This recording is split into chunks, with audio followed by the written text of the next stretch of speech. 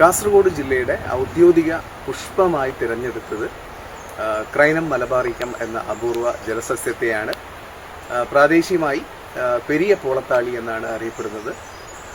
2012 കോലാപ്പൂർ യൂണിവേഴ്സിറ്റിയിലെ ഗവേഷണ സംഘമാണ് കാസർഗോഡ് ജില്ലയിലെ പെരിയയിൽ നിന്നും ഈ സസ്യത്തെ ആദ്യമായി കണ്ടെത്തിയത്.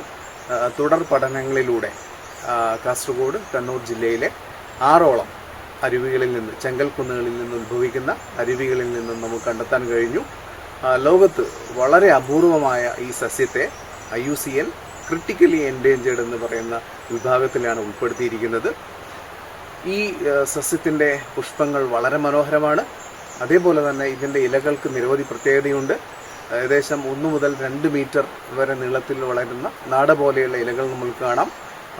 ഏറ്റവും നീളം കൂടിയ ഇലകളുള്ള ഒരു ജലസസ്യം കൂടിയാണ് ക്രൈനം മലബാറിക്കം എന്ന് പറയുന്നത്. ചെങ്കൽക്കുന്നുകൾ അതിവേഗം ഇല്ലാതായിക്കൊണ്ടിരിക്കുന്നു.